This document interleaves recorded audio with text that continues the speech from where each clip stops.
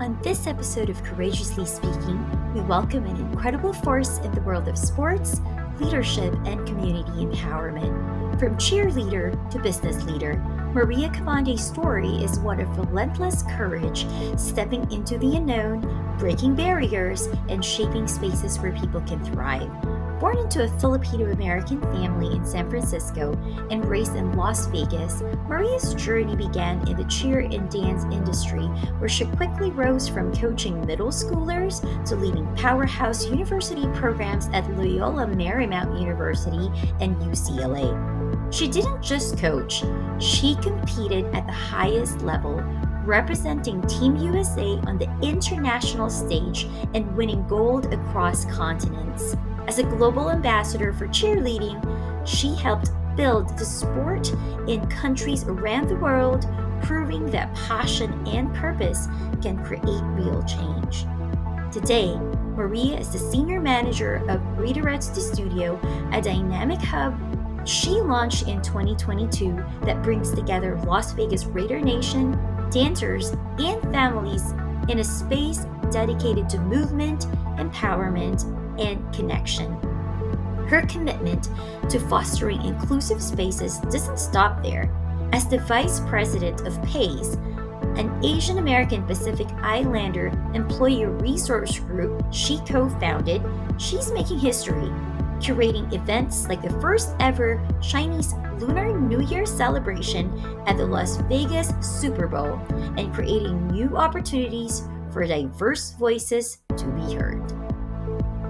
Maria is now expanding her reach into entrepreneurship with the Oil Baron, a food venture she co-founded with her fiancé Scott McCrary, blending tradition and innovation into something entirely new. Maria's journey is one of transformation, from athlete to leader, from coach to entrepreneur. Welcome to Courageously Speaking, Maria. Thank you, Maria. I'm so excited to be here with you today. That was pretty long introduction. Was that okay? That was perfect. Okay, good. Well, I call this question From Pompoms to Boardrooms because you went from being a competitive cheerleader to leading business operations for major organizations now with the Raiders. It's a big deal. And I just was wondering, what is that secret of yours? How did you reinvent yourself and thrive in a completely different industry? Because you were an athlete. Well, yes. You still are, right?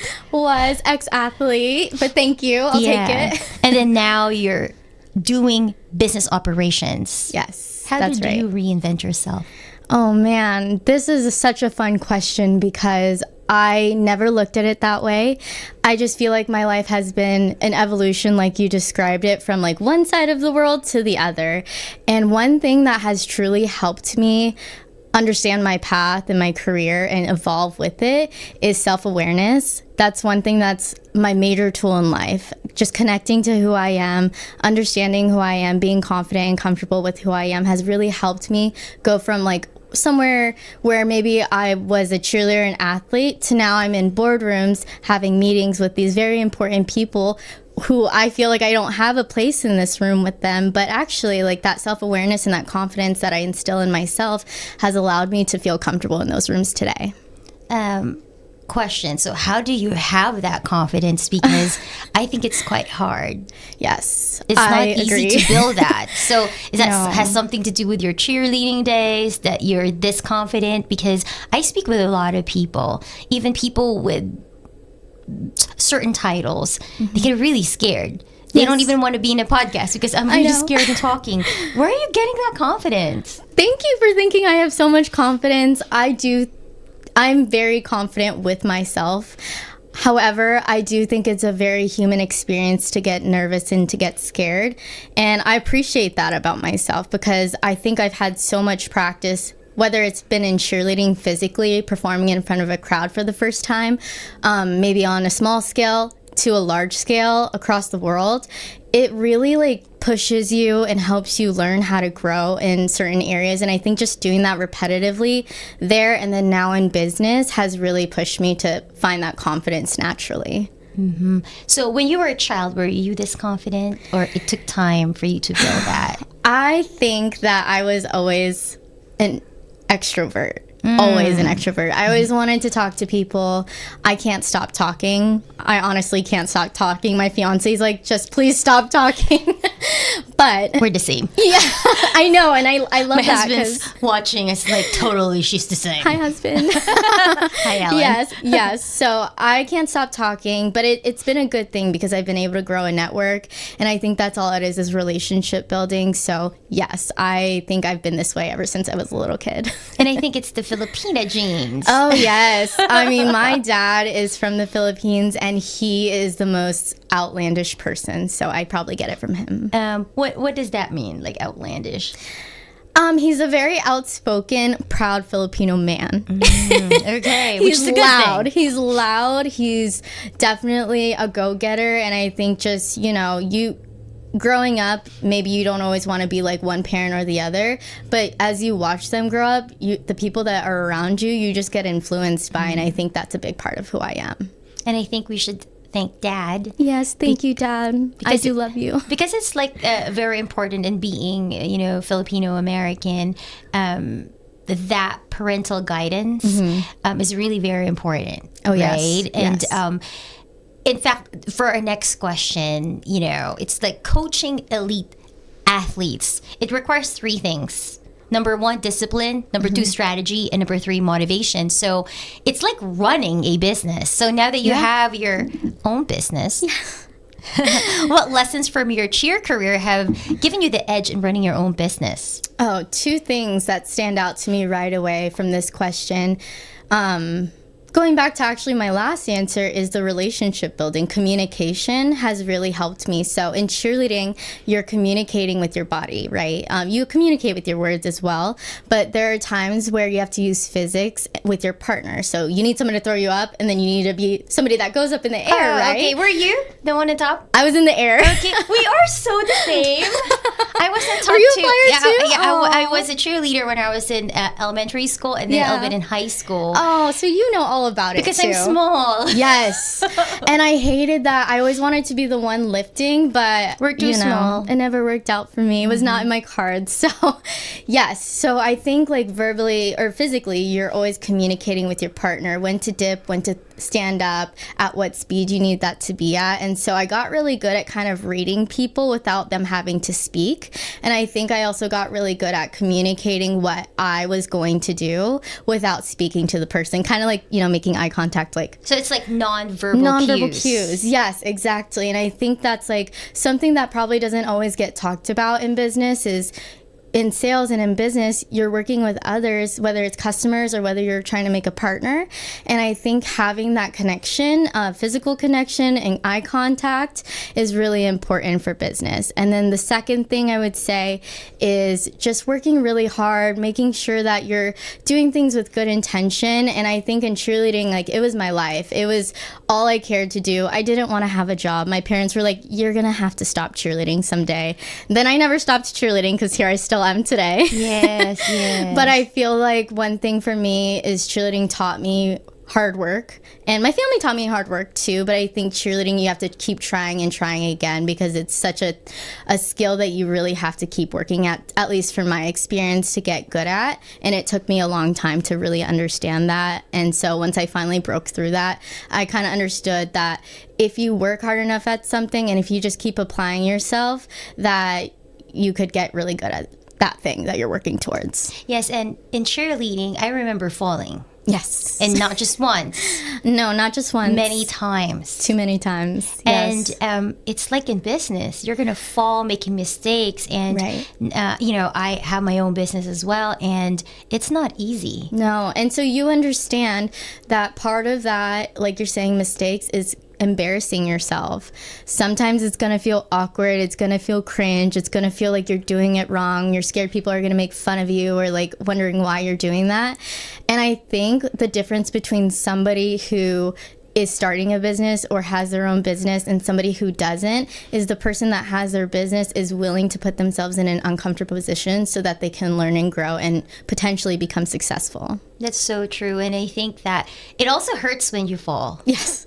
Right? Yeah, it doesn't feel good. And as a business owner, a lot of people think that, I'm going to be a business owner so I can be my own boss, which is true. You be your own boss. But are you a kind boss too Right. to yourself? Right. And also when it comes to the pains of being a business owner, especially when you're new, who will believe in you? Yes. You have to believe in yourself.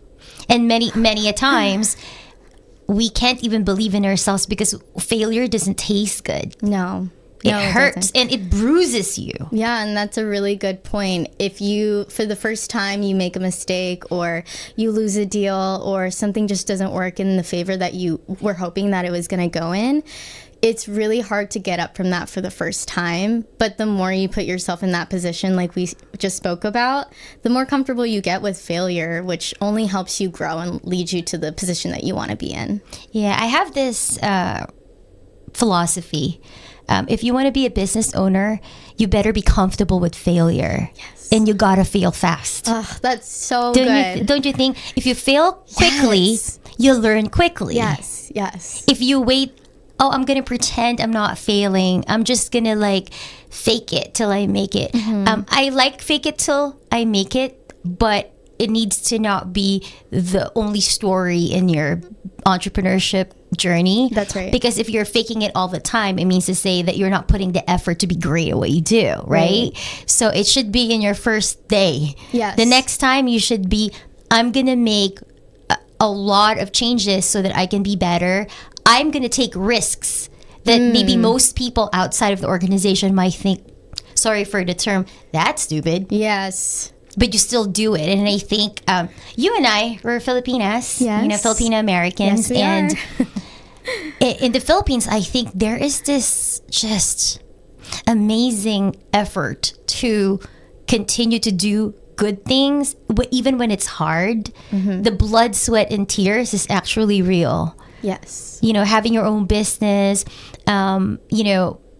also juggling with your family now. You're getting married Yes, soon. I'm Is that getting okay that we married. shared? Yes, I'm getting married, everybody. Show the ring. Show the ring. I'm getting married. I'm really excited. And where is it going to be? So we're going to get married in Kona in May, and then we're going to come back here and have a wedding reception with all our friends and family. That is super exciting. Yes, Why Hawaii? Thank you. So I actually have never been to where we're going to go get married, but Scott's family lives there part-time, and my grandma lives there part-time as well. So I grew up going to Hawaii every summer from Las Vegas. My parents were like, you're not allowed to stay home on spring break without me at home. You're going to go with your grandma. Oh, that's funny. I got sent away.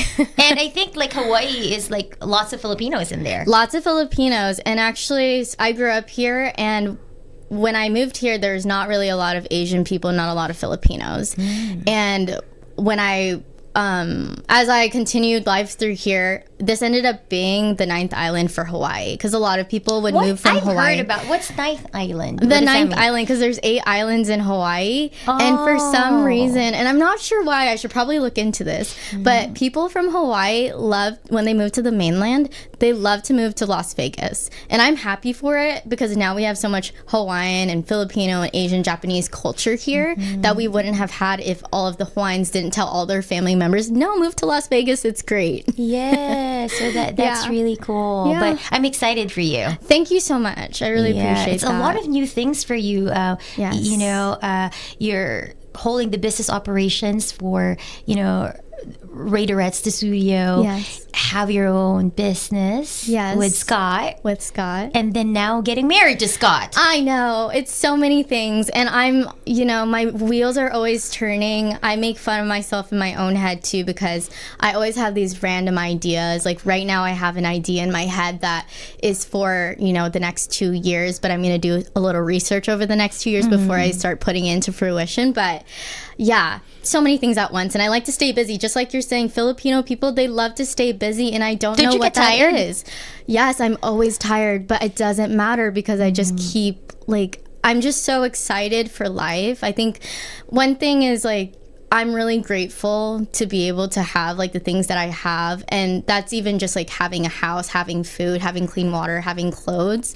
Being able to have communication like this, that's a blessing. And so some days when it gets really hard as a business owner, or anybody, just a human in life, when life feels hard, that's a good reminder and a gratitude practice for me. Back to the self-awareness is, we have so many good things, and if you have the ability to do it, go do it. And then I can tack that on to representing my community at the same time. Yes. And I think, being grateful, that's a word that we use a lot, being thankful as Filipinos and as Filipino Americans. I'm grateful to be able to call myself Filipino American. I moved here when I was 21 years old. Wow. And I bet that was really fun. yes, scary. Did you and know that you fun. needed to be 21 when you lived here? No, it's just that when you're getting the what do you call that? My mom sponsored me to come like a come visa? here. Yeah, Yeah. she's a U.S. citizen, but I'm not. So you have to apply for your visa and green card, all that.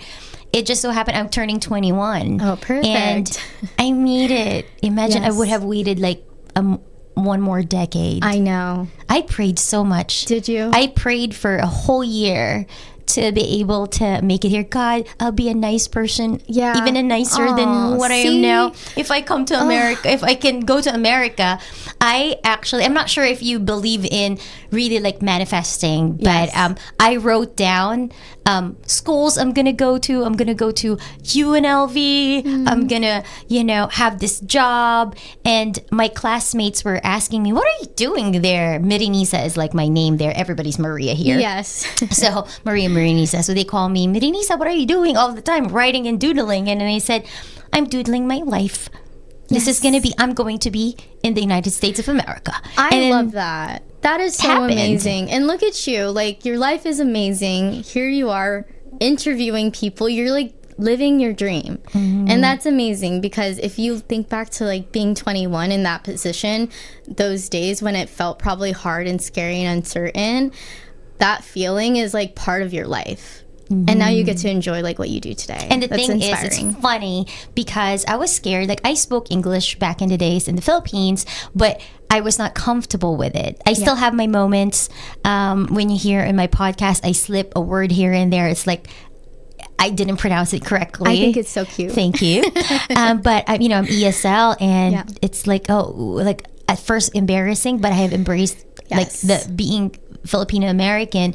And the thing is, I think it's very important to note that it's okay to be imperfect, and also know that you can't be alone.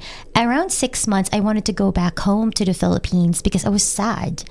It was hard to get a job, or when I got a job, I didn't feel that I belonged, Yes. because I came here as an adult, not as a kid. Right. It's very hard to Blend and immerse yourself. Yes. And what happened was, because of community, I stayed. I found great friends or in the Filipino community that embraced who I am. We served in church together. We, fed the homeless together and Yeah. things like that. And I felt part of my success is never just me. Like, I'm thankful for, thank you to Kuya, PHLV Radio. Shout out. When I was just starting, so I was in corporate world, I started singing again. I remember being invited by PHLV Radio to, introduce my own song. So all of these things, when you said, look at you now, look at me now because of the people that helped me. And that's the community Yes. that believed in me when it's very hard to believe in myself. Yes. Oh my gosh, that's resonates with me so much, but I love your story because it's so real. I think that that's a hard thing to go through. And I want to know more about the experience of moving from the Philippines to America. I'm going to be very transparent, but I really never even had interest in learning about my own culture and my own background because of what you're saying. I was embarrassed when I first moved to Las Vegas from San Francisco. There's not a lot of Asian people yet, and I made a friend in elementary school, and she asked me where I was from, and I said San Francisco, and she said, no, where are you from? And I was like, I got what she was saying, and I said I was Filipino, and she was like, what is that? Is that a foreign exchange student? And at my age, I didn't know what that meant yet, so I went home to tell my parents, and they laughed about it, but they're like, oh my gosh, we are not in the Bay anymore, we're not in the Philippines. So that was I was at that age, I guess I was old enough to analyze what that made me feel like, which was, I guess, maybe that was a bad thing, that I was Filipino or not looking like everybody else. So then I kind of hid that part of me for a long time. You can only hide so much, right? Because I'm brown. Yeah, and you can yeah. obviously tell I'm Filipino, but you can hide things with like the way that you speak, the things that you do. And I think that just carried me through my adulthood, because majority of my life in LA, my 20s, I was surrounded with a lot of white people, and that was like my environment, and I loved everybody that I was around. They welcomed me. I felt really comfortable there, but I knew that when I had moved to Las Vegas that I was going to have an opportunity to really connect with my community, my background. And when I took the leap to move back home after a decade, I just really was interested in exploring that part of my life. So I'm really happy to be sitting here with you today and being so involved in my community today. Yeah, I'm super excited because you're now part of the community. Yes. You visited PHLV Radio. Yes. Today. It's so cool here. So, and we're It's a gonna beautiful have studio. Filipino Town. Yes. Soon. So that's really good. And I think embracing your identity as a Filipino American is very important. You are a proud Filipina, I am proud. born in the United States. That's right. And raised in a multicultural environment. So describe both the challenges and beauty of being Filipino American. We already started that earlier, Yes. but expound more. What are the challenges of being Filipino American and the beauty that comes with it? Oh man, this is a heavy question, I feel like, because the challenges for me that I experienced, that is like, I think that was such a major part of my life, even though it happened so early on when I was asked if I was a foreign exchange student. And then that stuck, because it stuck with me basically all the way until I was 30. That's a major life, like a part of me that I'm hiding. So that was like my biggest challenge with being Filipino American, is that I really truly couldn't be myself fully. And you get to choose who you get to be as you go through your 20s, go through your 30s, right? You're trying to figure out who you are and making yourself fit into these places that you want to be and be represented. But I think that what was difficult was that I didn't really like welcome that part of me. And so now here in Las Vegas, I think one thing that's beautiful about being Filipino American is that I think we're so passionate. I think every Filipino I've ever met is not shy. They are so passionate in whatever that it is that they love. And I think now turning myself to the community that I belong to and my heritage and my family makes me really proud. And I think it's just a beautiful thing. Plus, everybody loves our food. Yes, of course. That's the beauty when you say Filipino lumpia and pancit. I know. right? Everybody knows what it is now. And it's like, wow, how do you know that? That's really good. But it's courageously speaking, so I'm going to be a little deep.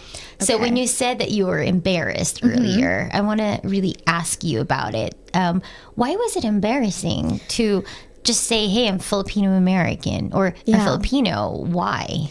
And you know what? I think that's the most confusing part, because embarrassing has a connotation of a negative note. Like was it because did we have a negative connotation when you say Filipinos? Right. Or because they don't exist like in Right. like I know we're in the map, but Yeah. maybe during that time there were not a lot of Filipinos. What's the reason? I think as a kid and even as an adult to this day, we all just want to fit in, right? We all want to feel comfortable, feel safe.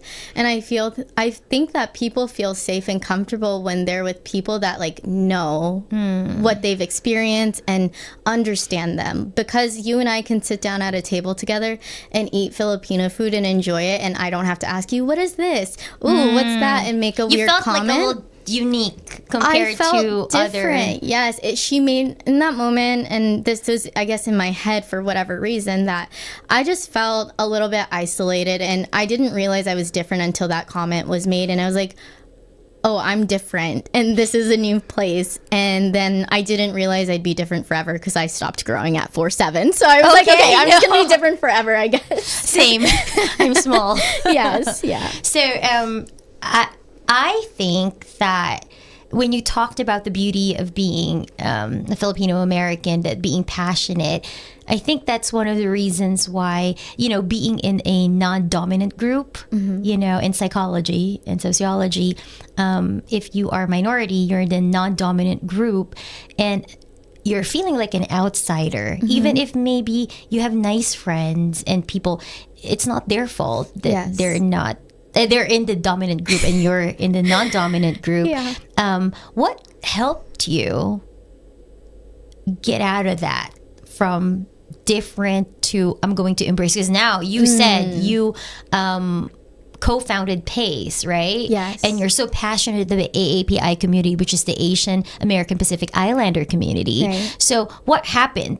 Where did the transition happen from I'm embarrassed of being Filipino American because I'm, feeling it's too unique, Yes. to now an my advocate? I think when I do things, I do them at full force without knowing it. And it goes back to being passionate Filipinos, right?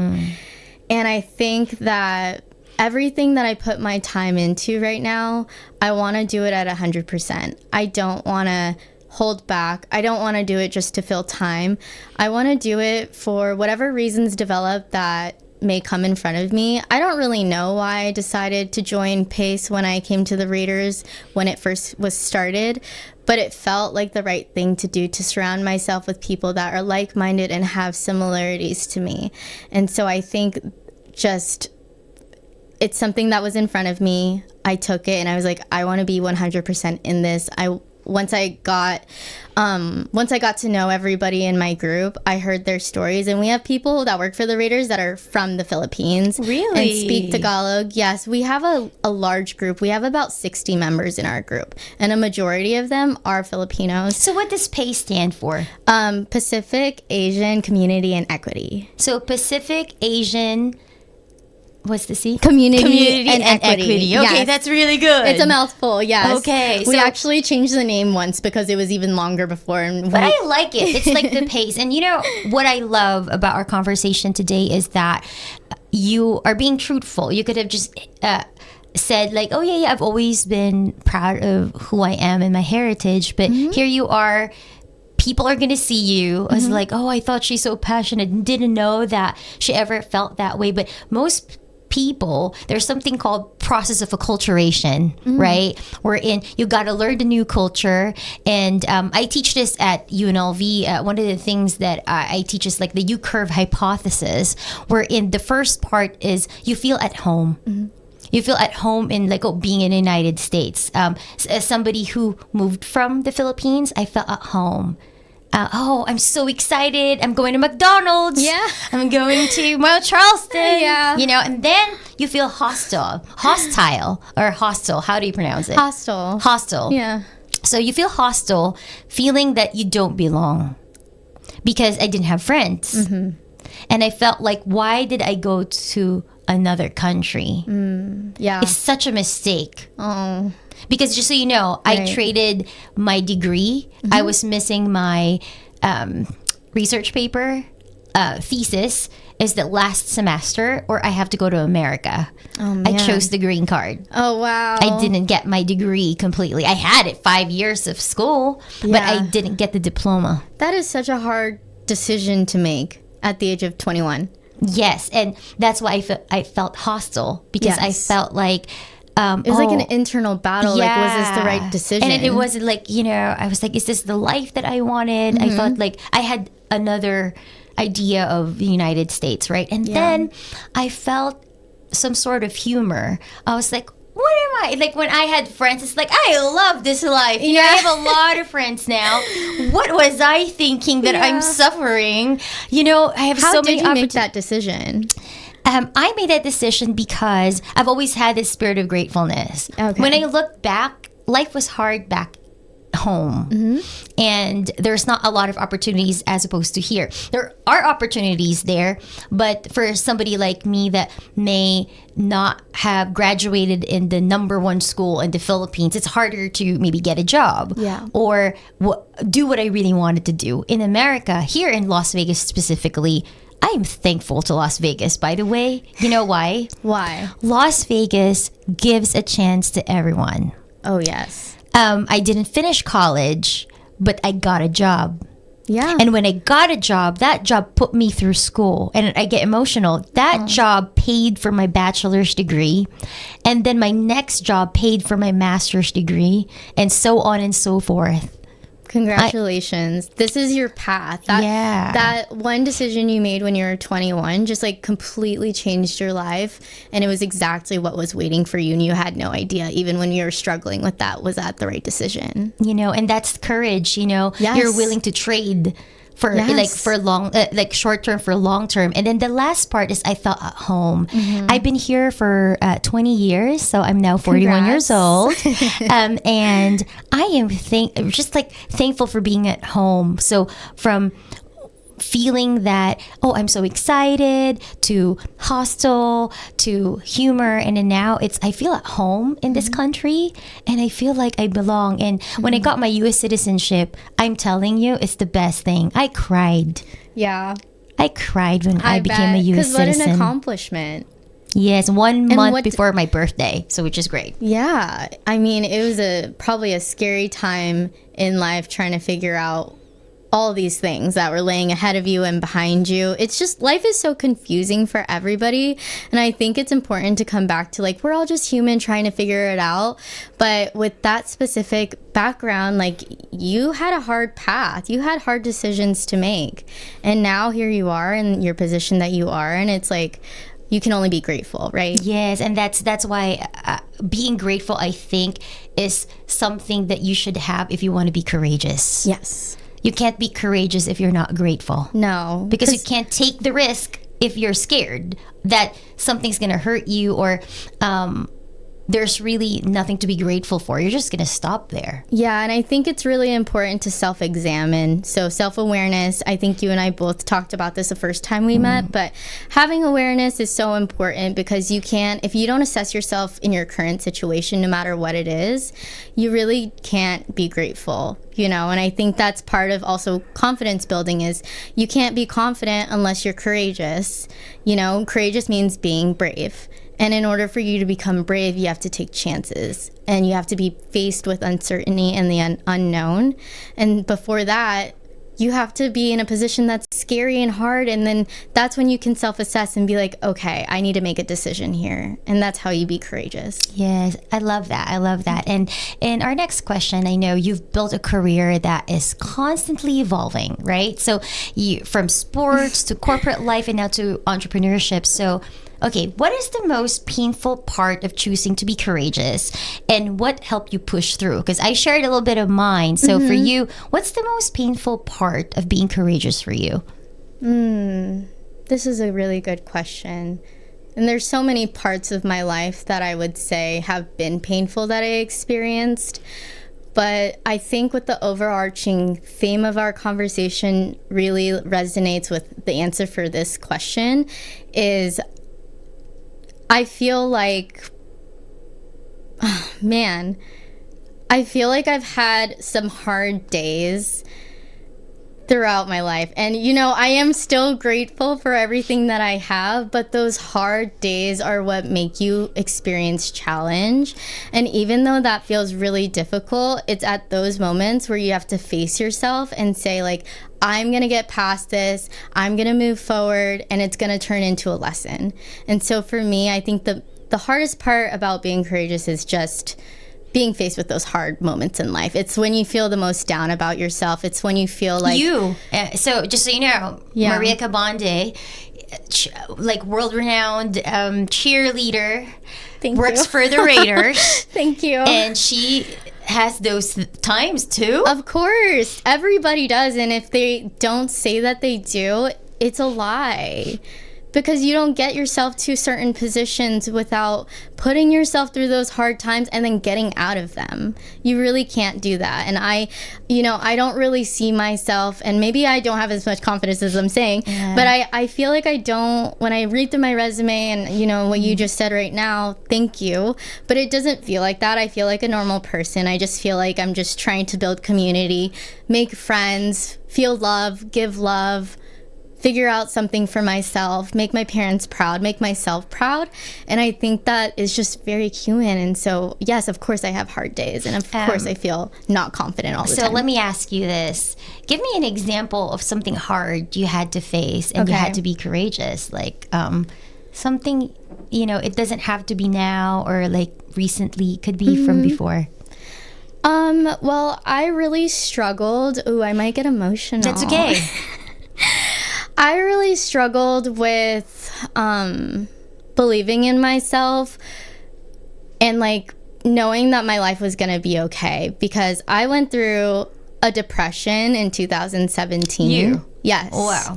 Okay. And I never had been through therapy before, verbal talk therapy.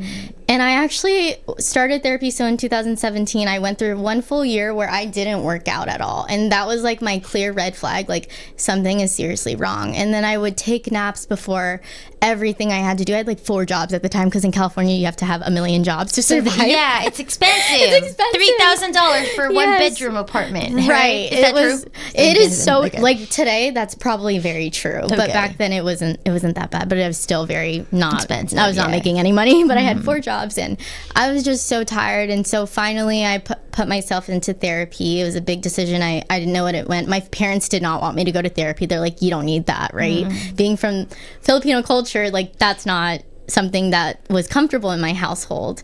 So I went through that hard period where I had to do a lot of growing and going inside, turning in and learning tools that were going to help take me through my life and put me where I am today. And I think truly without therapy, and I don't think that therapy is necessary for everybody, but I think it was necessary for me because I struggled so hard emotionally. I'm really sensitive. I'm really emotional. And that was always a negative thing for me growing up from my family and like my surroundings. Oh, my voice is crackling. And that's okay. You saw me earlier. Yeah, I was trying to do this. This like, is such a real conversation. Yeah. And I love that about you and courageously about us. speaking. Yeah, courageously speaking, we have to be brave, right, in these moments. And yeah, so that was a really difficult time for me, and I'm so happy I got past it. And it's a reminder. It's like a tattoo almost. Like I'll never forget that part of my life and how difficult it actually was, and that like I just want to fight. I just want to keep fighting to be able to like live a happy lifestyle. But in order to do that, I need to make sure I have self-awareness and the tools that I've learned along the way to put me in those positions. Yes, and I think that it's good to note that,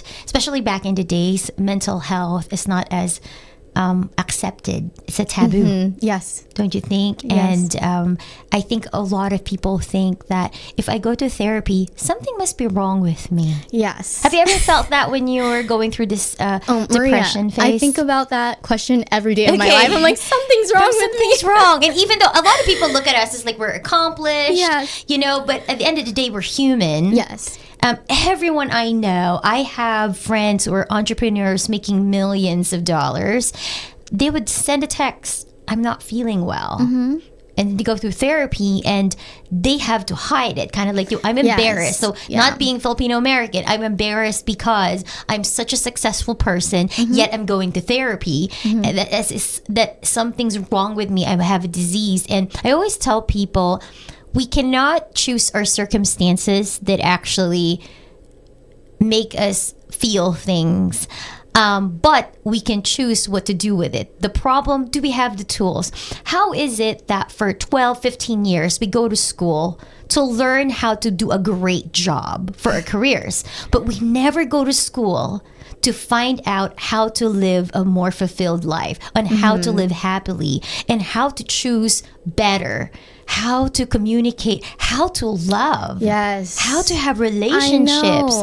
We don't go to school for that. That's such an important topic. I wish that there were schools for that. There probably are schools from that. So maybe now with podcasts, you know, that's a big part of it, is listening to people's stories, being able to connect and resonate with other people's, you know, achievements or failures or experiences. Yes, and then I think that since we don't have the tools, that's when therapy comes in. Not because, again, you're less than or something's wrong with you. It's because just like when you were young, when you have to have your parents or your aunties and titos hand so that you can walk, you need sometimes a professional to guide you through those negative emotions. And I want to talk about these negative emotions. A lot of people don't like negative emotions. I never liked them as a feeler. Yeah. We don't want negative emotions because we cry easily. Yes, and I don't want to cry. And crying means we're weak. Yes. Not we're healing. I think that, so have you ever watched this movie called Inside Out? I did It's watch Disney, a little bit of right? it, yes. Or Pixar, something like that. And this is the first time I've ever felt that negative emotions are actually there for a reason, because negative emotions allows us to give you an example. If I'm a singer on the side, if I sing and I wasn't nervous a little bit, like an hour ago, I would just do okay. Oh. But if I was a little nervous, like 10%, I'm gonna be so good because I bring in me that art, that like sometimes if I feeling, that deep gut feeling. you know, as an artist, Yeah. our goal is to make people feel things. Yes. And it doesn't mean like just make you happy, but do you know that a lot of the songs that I write is because I want people to feel things, the negative feelings that they can't even cry. Most men can't cry, even women can't cry because it's wrong. That's Right. what people say, that Right. you're weak, that's why you cry. Right, yes. But I want them, when I write music, I want them to feel something not negative, but to release those emotions. Right. You know what I'm saying? Yeah. Another thing is anger. Anger is not necessarily bad. It protects you from maybe being abused. Yes.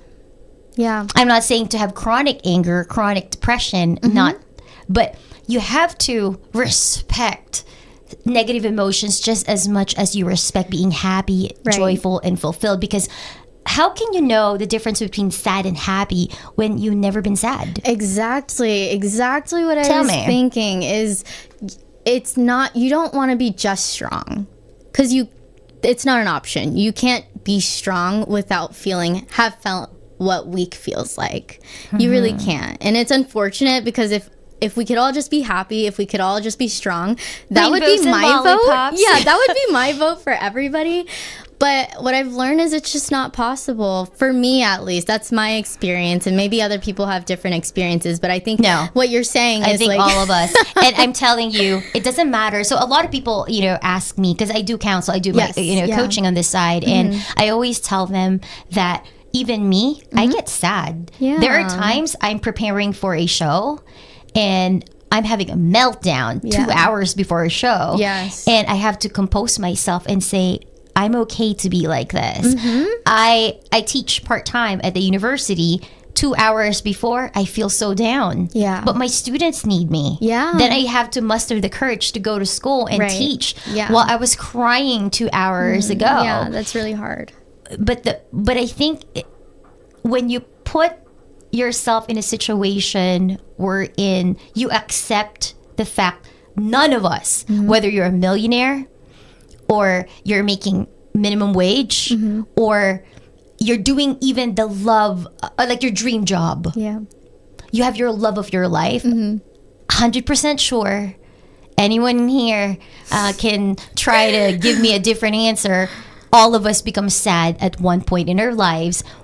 It doesn't matter. Yeah. I think It's a human experience. And It's part of us. The emotions that come out of us is us expressing the words that are happening inside of our head, the feelings that are happening inside of our body, and they're coming out in a certain passionate way, whether you express with anger or you express with crying. And I learned that, it's hard to communicate. Like my fiance, he expresses with anger. And it's not a scary anger. It's just like he gets loud, his voice raises, he's just like, and you're kind of the feeler gets scared. yeah, I mean, I just know that this is him expressing, and my equivalent version of that is me crying. And he Same. also gets really Same. confused. He's like, just as confused as I am, I'm like, why are you yelling? Relax, you need to take a deep breath, or I don't like that emotion. He also, when I'm crying, he's like, why are you doing that? And so like understanding, like when you have a partner and communicating that, it's okay that he communicates that way and that's how he expresses. Don't suppress that out of somebody that you love or anybody, because then they're going to think it's a bad thing to express that emotion. And really, it's just, you're just releasing it from your body so that you can self-soothe and regulate. Yes, and I think that's where trust comes Yes. from. And I Yeah. think when you're getting married very soon, Yes. it's going to be more friction. And I'm you'll really learn. scared. I got married last year, and Congrats. thank you. Beautiful. And we're learning. Yeah. We're still learning, still loving each other. I don't think it ever ends. I don't think the learning ever ends. And I think also, apart from, relationships, also there's this war in your head all the time. Well, if you deserve the kind of life you have, did you do more of what is expected of you as an immigrant, for example, for me as a Filipino American? But at the same time, what have I done in my life that makes my life fulfilled? Because a lot of people, we can chase riches. Yeah. We want to make 6 figures or like 7 figures, but what will make you happy? So my question for you is, if someone Googles Maria Cabande, right, 5 years into the future, okay, what do you want people to see there, and how are you shaping your legacy now beyond the world of cheerleading and also business operations? Oh man, if somebody were to Google me, that's a scary thought, by the way. I don't Google myself, so I should probably do that. I did Google you. Did you? Because I had to prepare. Hopefully it's something good. Yeah, you did your research. Well, in 5 years from now, if I were to Google myself or a loved one were to Google me, I guess professionally, I would want people to see my entrepreneurial journey. I think that's what I resonate with most. I've been part-time, I've been freelance, I've been the creative, and then I've moved it into more corporate position, and I'm loving it here while I'm here. And then I think there's going to be a time where I'm just always going to have that entrepreneurial spirit full-time. And so I think that I hope people see that it's okay to try everything, and it's okay that your resume isn't 50 years of one thing, and that you can be a Swiss Army knife in your life and try all kinds of things. And I think for personally, I would hope that people see that I'm really invested into my family and into my community. Okay, so why I love this. I love this so much because I heard you, I want people to, remember me as an entrepreneur that was courageous enough to evolve, right? You're a cheerleader, so an athlete to now entrepreneur. But what I love about you added something really special, which is your family and community. Did you know that there is like an 80-year-old Harvard study that said that what is the greatest predictor of fulfillment or happiness? Oh, I'm excited for the answer. Okay. Do you think it's money? I definitely know it's not money. Okay. Do you think it is work-life balance? I don't even think it's that. Good, because the answer is connection. Yes. Relationship. Yes. And a lot of people forgo that. Because we want to be so successful, we forget to love. Because we want to be so successful, we forget to text that friend. Because we want to be so successful, we're so busy. We forgot to reach out to our parents or to our siblings or be part of a community without getting paid for it, and just like loving the service, loving other people. And when you try to escape life because you're so sad about it, because you have lots of money, so I'm gonna go on vacation to escape my entrepreneurial life, something's wrong. Right. You should never have to feel like you're running away from life. And that's so normal these days. People always feel like they want to go on vacation and want to get away and need to go to dinner and have drinks to do whatever to feel better in that moment. And I still want to hear the answer. What's the answer to that? So the answer is connection, having relationship. That is the greatest predictor of happiness, is being loved. Yeah, being loved and loving, that's what I was gonna and guess being too. Connected. So connection. So they summarize it as connection. So that's the greatest predictor of success is connection. That's so wild. I think that's not the money. It doesn't say that it's like, hey, you don't need money and quit your job now. It's not like that. It's right. just saying that when you there's a certain level of money that can get you to you no longer get you no longer get that dopamine hit after getting to a certain level. I think it's like 150,000 or something. Oh wow! I can look it up, but I read it somewhere that it's like less than 200,000. Wow! If you hit insane. that mark, it doesn't matter if you make more. Yeah. If your relationships are sucky, you have hurt a lot of people along the way to get to where you want to be. Right. You're not going to be happy. And I think when you break it all the way down, we're doing our jobs, we're working in the community, we're raising our families, we're caring for each other, we're trying to have a fulfilling life out here, but really humans are just going to be human, right? We crave that connection, we crave understanding, that's why we had tribes back in the day. Yes, exactly. And so I think it's just so funny that like history just repeats itself, and like there's things in us that are fully ingrained for the rest of our lives that we're never going to have to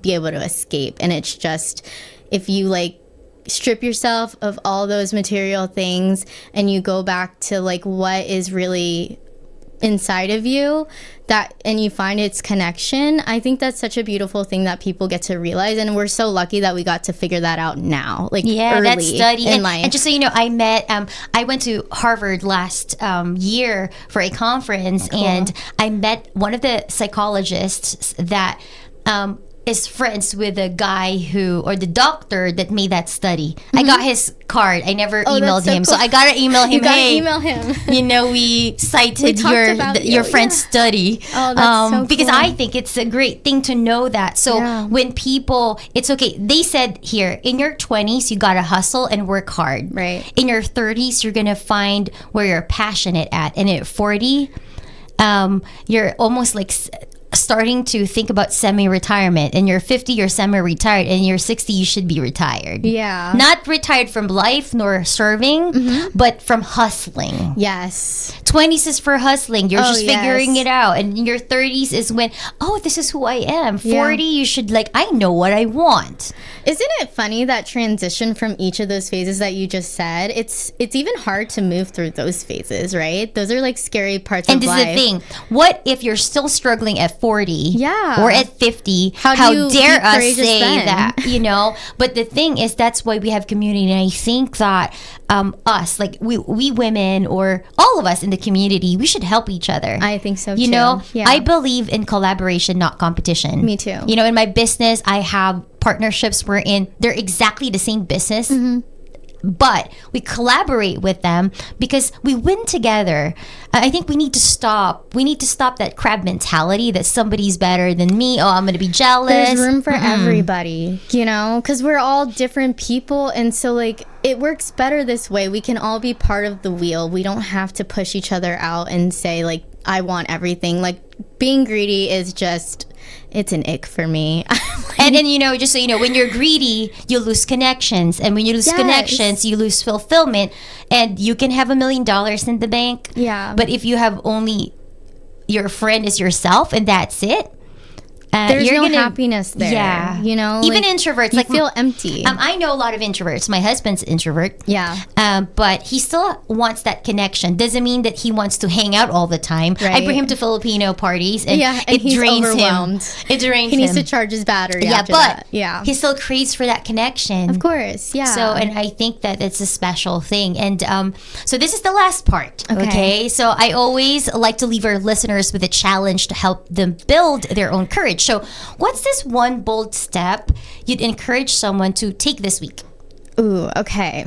So I guess something I would assign someone to be courageous with is... Listen, people. I actually am practicing this for myself this week, so I'm just going to pass it on for you guys to be courageous, is pause, take a breath, and listen to what's in front of you, whether it's work related or it's relationship related. Pause, take a breath, listen, and then respond. And I think that when you do that, that pause is very important to transition to the next step in your life. It's very hard to be courageous when you're tired, when you're weak, when you don't have that energy nor motivation. So in order for you to have that, you got to reflect and pause. And a lot of people don't like thinking because they think that thinking is weak. And just so you know, before I had my business, I was nowhere to be found. People are texting, "Are you okay?" Somebody messaged me in Facebook. Are you good? Yeah, Hi, Cha. That's my nickname. I'm going to call a welfare check on you because you are not in social media. Yeah, where are you? But I was thinking, I was discerning. And I think a lot of people look down on being quiet at times. Like, I'm very loquacious, just like you. However, when I need to make a very important decision, I have to stop. I have to think and reflect. I have to sometimes ask people, but I pray and I think of in the past, the present, and the future, and also how will my decision affect the people around me? Yes. Because I am not an island. Yes. And if you have to step back, that's okay. Just don't step back forever.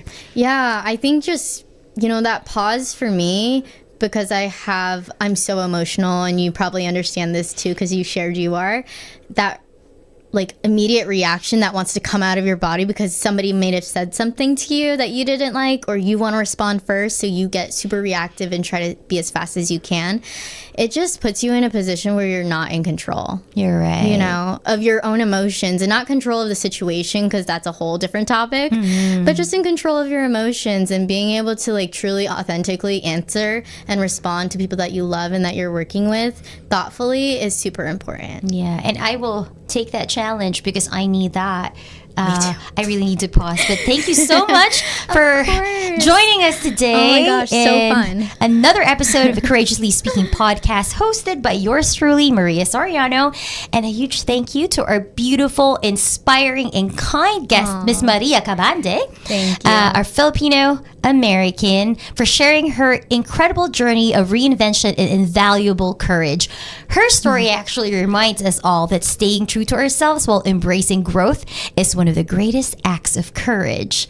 And to our listeners, if this episode resonated with you, don't forget to subscribe, share it with someone who could use a dose of inspiration, and visit www.couragecreatives.com for more resources to help you lead with courage and purpose. And remember, courage isn't about the absence of fear.